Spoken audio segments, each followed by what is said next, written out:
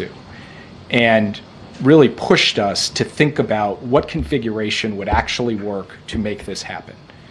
And it was through an iterative process of back and forth with various of the allies I mentioned, with engagements with our Russian counterparts, where we were making proposals, getting responses, that this all came together.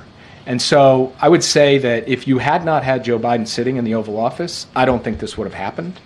But as I said in my remarks, there were a lot of other people who played a central role in building out the pieces of this and then executing on that. And the execution phase of this, to get this level of coordination together, to have those planes all land on the tarmac at the same time from multiple different countries with so many different individuals coming from Russia and going back to Russia, really extraordinary. And I think, team effort can be a cliche, but I think in this case it's a warranted description of what happened. And was Alexei Navalny supposed to be a part of this deal before he died in prison? So we had been working with our partners on a deal that would have included Alexei Navalny. And unfortunately, he died. In fact, on the very day that he died, I saw Evan's parents, and I told them that the president was determined to get this done, even in light of that tragic news, and that we were going to work day and night to get to this day. And so that work continued over the course of the past few months and culminated in today. Yeah.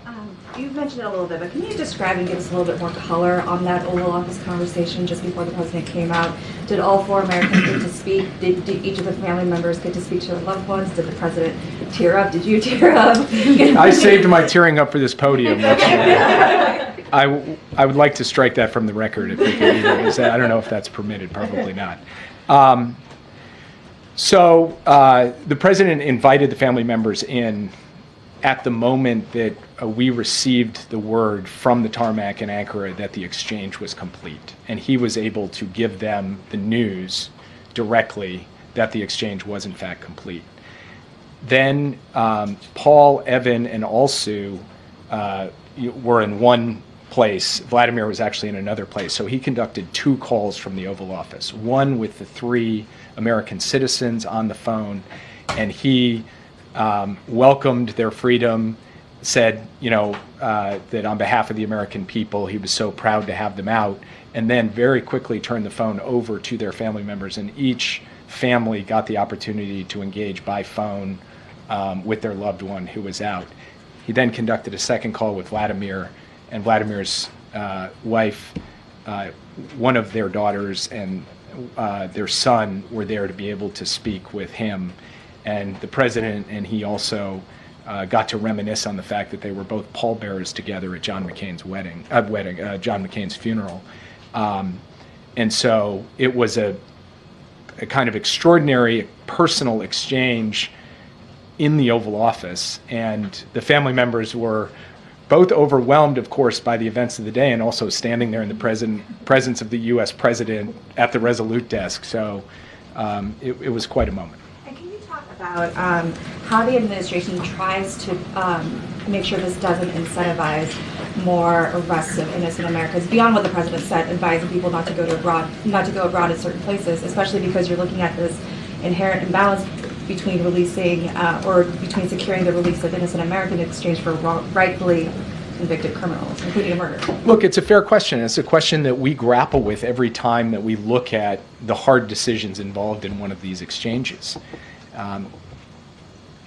It is difficult to send back a convicted criminal to secure the release of an innocent American.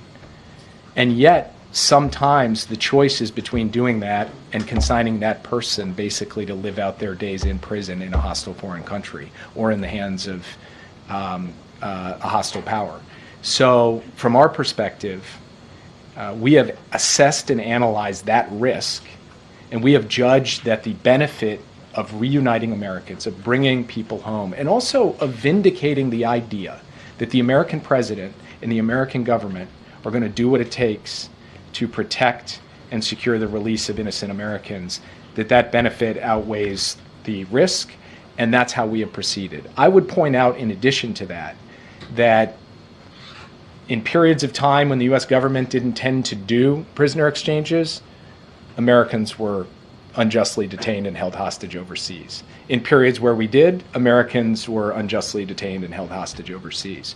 So I think there are real questions, and Roger Carstens, the hostage negotiator at the State Department, has actually pointed out that in this analysis, it is not quite as clear-cut that the evidence actually demonstrates the kind of result that your question speaks to, that a lot more people get taken because we do these exchanges. But it's something that we have to pay attention to, and it's something that makes these decisions by the president not simple decisions, hard decisions, and yet, as he did today, he was prepared to make them. Yeah. Can you explain a bit more, when did it become clear that Krasikov was this linchpin to a deal like this, and was it during the negotiations over Brittany Griner?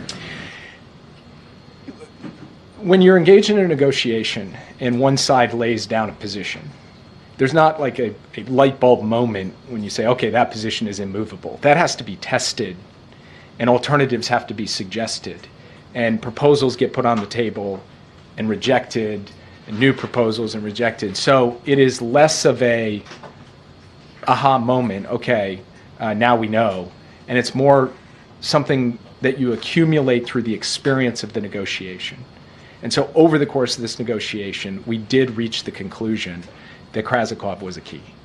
You've discussed, obviously, the president's involvement, direct involvement in all of this. Can you talk us through any involvement that the vice president had? Was she also speaking directly to other leaders and allies?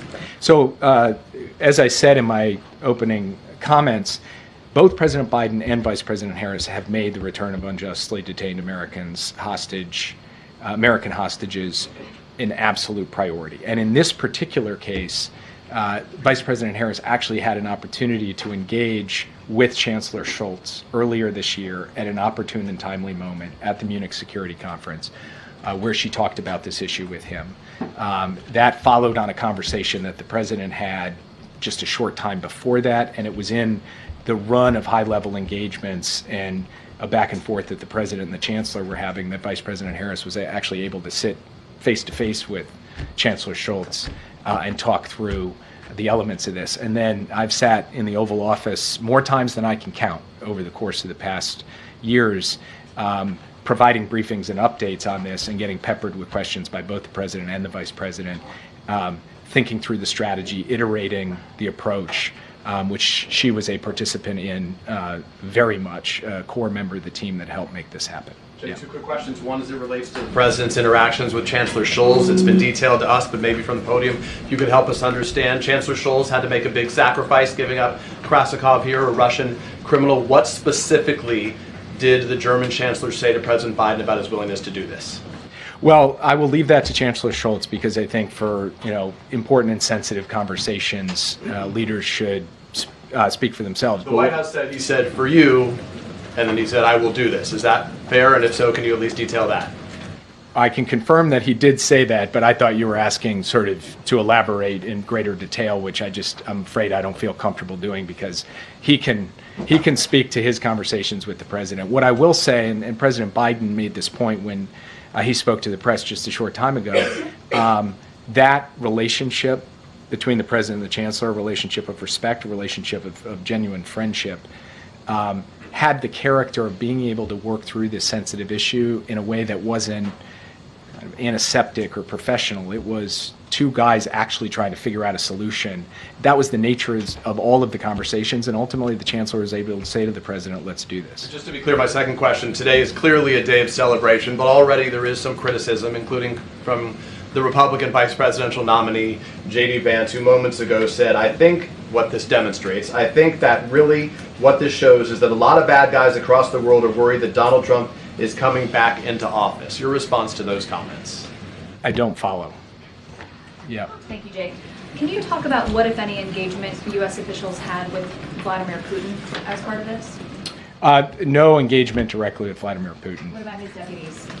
There was extensive engagement with Russian officials over the course of this. I'm not going to get into the details because those channels are sensitive and need to be protected for exactly this reason, because having those sensitive channels enables us to produce results like today. And then last week in the Oval Office, President Biden said that he remains committed to bringing Americans home.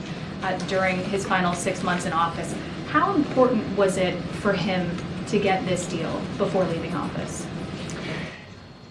Honestly, I don't think he was thinking about it like, I got to get it before I leave office. He was thinking about it from the family's perspective, which is every day is a lost day. So I want to do this as rapidly as humanly possible. I want to push the pace on it because the longer that these Americans are held abroad, the greater the risk and the greater the pain.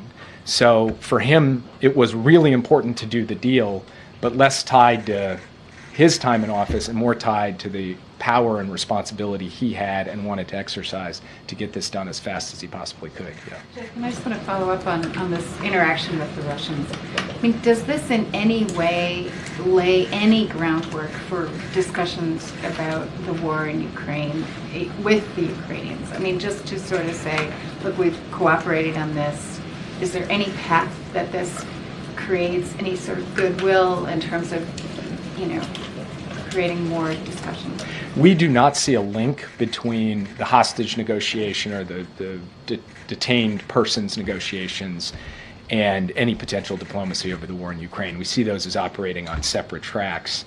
One is really about the practical issue of producing this exchange. The other is a much more complex question where the Ukrainians will be in the lead and the United States will consult closely with all of our allies to support them when they are prepared to step forward and engage in those in that kind of diplomacy. Yep. Can I just follow up on, so we can't have you here and not ask you what was happening and unfolding in the Middle East and with Iran and with this the killing of Haniyeh. Can you please just give us your assessment of how high the temperature really is and how great the risks are now of an all-out war or a bigger war?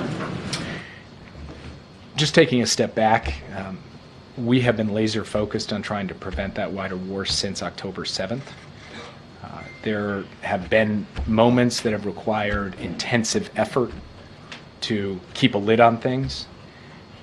The risk has always been there, and the risk remains today. And we believe we do have to be engaging in intensive efforts now through deterrence, through de-escalation, through diplomacy, to prevent a wider war, and we will continue to do that. Yeah, thanks, Jake. Back in May, former President Trump made the comment that Russia would release Evan Gershkovich for him after the upcoming election, quote, but not for anyone else. Did that comment complicate negotiations at all, and do you have a response to Trump's comment now? Look, I'm just happy these guys are out and home, and I won't wade into the comments of the former president. What about Jimmy Wilgus? Are you working on him? Yeah. Jake, you noted that the president spoke to the leader of Slovenia right around the time he was making his decision on his political future. How much was the thinking that he had to go through on his future part of this process leading up to these negotiations? Was this something that weighed on him for days ahead of these calls? Look, to be honest with you, the way in which this unfolded played out over the course of weeks, even months, to put all of the pieces in place. So the timing and the cadence of the different elements coming together was a feature of the diplomacy and the decision-making of each of the countries involved. It wasn't about American politics, the American political calendar, presidents thinking on other issues. And it did happen to line up on that Sunday in that way, but not through a conscious decision to make it so, but rather because that's when the pieces were falling into place. And that's the moment when the president had to drop that final piece in.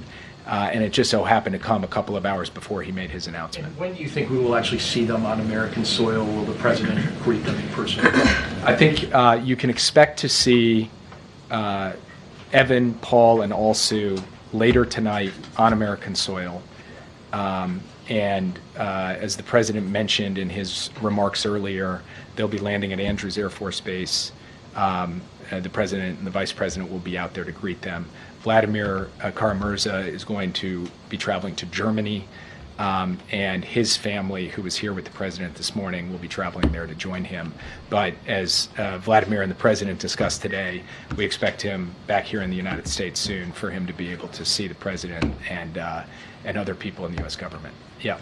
Thank you, Jake. Switching gears for a moment, I want to ask you about the plea deal that was reached with 9/11 suspects by military courts down in Guantanamo.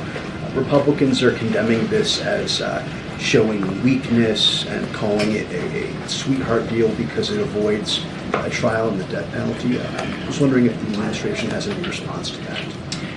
As we said last night, the White House received word that the convening authority had entered these pretrial agreements that had been negotiated by military prosecutors with KSM and some of the other 9/11 defendants.